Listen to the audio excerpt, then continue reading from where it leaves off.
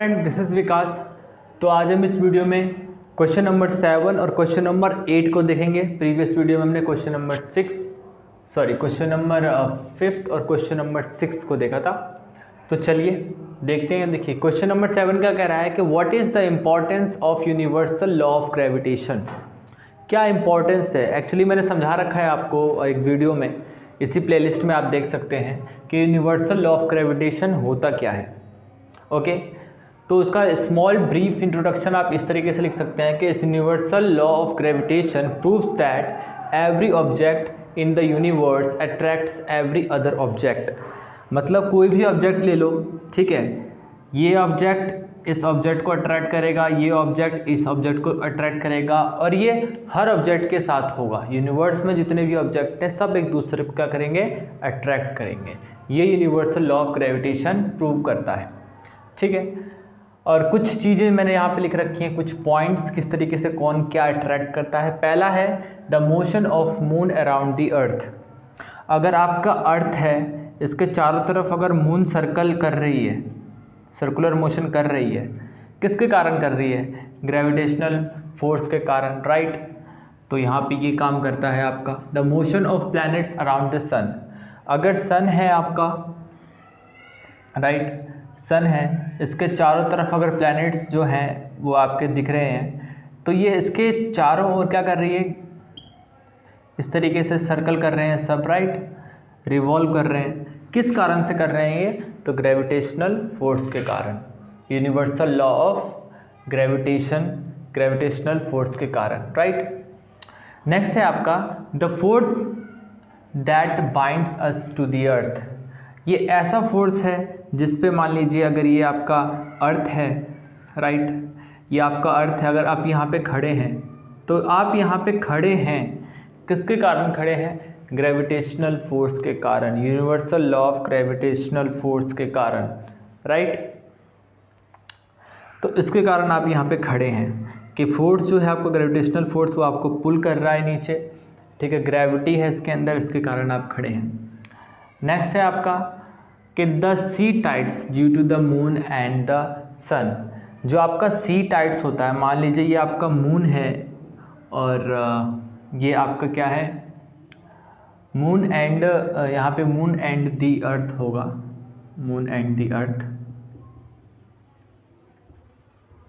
Okay, मान लीजिए आपका मून है, ये अर्थ है, तो मून अर्थ क्या करेगा? इस ग्रेविटेशनल पुल लगाएगा, मून को अपनी तरफ खींचने की कोशिश करेगा, लेकिन क्योंकि बहुत सारा पार्ट जो है सी का भी है, ठीक है, तो वो भी इफ़ेक्ट होते हैं। तो जब ये ऐसा करने की कोशिश करेगा तो जो सी का पानी होगा वो थोड़ा मूव करेगा, वो इतना मूव करता है कि वो सी टाइड्स बना ले।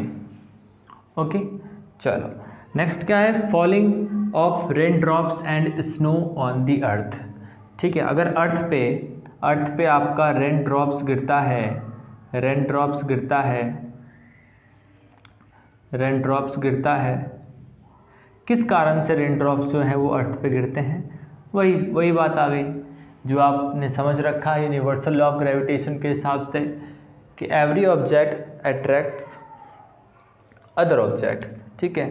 तो सबसे बड़ा जो है ऑब्जेक्ट आपका अर्थ है, और ये अगर ड्रॉप नीचे गिरता है तो कहाँ पे गिरेगा? अर्थ पे गिरेगा, क्योंकि वहाँ पे आसपास कोई अदर उतना बड़ा ऑब्जेक्ट नहीं है, इसलिए। ओके, तो आई होप कि आपको ये समझ में आ गया क्वेश्चन नंबर 7। अब देखते हैं क्वेश्चन नंबर 8। नंबर 8 देखते हैं, छोटा सा सवाल है, what is the acceleration of free fall.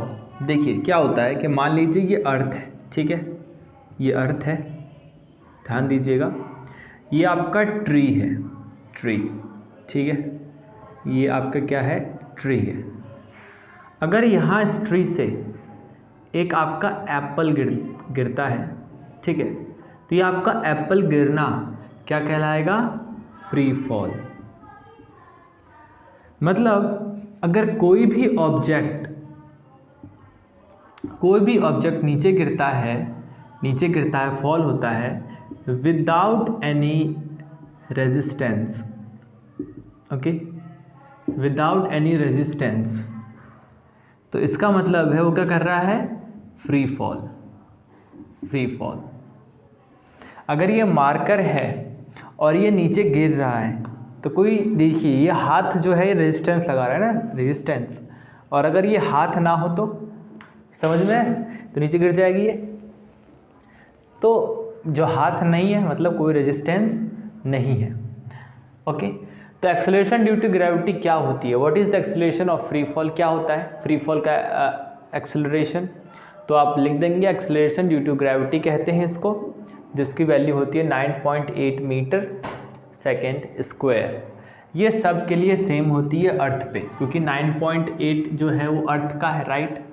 तो अर्थ पे जो है वो एक्सेलरेशन ड्यू टू ग्रेविटी सब के लिए सेम होगी। For every object you can write here like this, for every, and इसके बाद आप ये लिख सकते हैं and for every object, for every objects या फॉर ऑल ऑब्जेक्ट्स, ठीक है, objects acceleration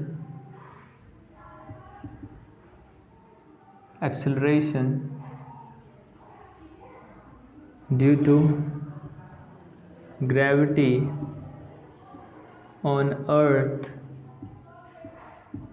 will be same. बस इतना सा करना था आपको। फॉर एवरी ऑब्जेक्ट्स और all objects acceleration due to gravity on earth will be same. चाहे धरती पे कुछ भी गिर जाए, ठीक है, वो सेम एक्सेलरेशन के साथ गिरेगी। अभी ऐसे ही बहुत सारे क्वेश्चन आपको मिलेंगे, अभी मज़ा आएगा करने में। इस वीडियो में इतना ही, फिर मिलते हैं नेक्स्ट वीडियो में, तब तक के लिए bye bye, have a great day.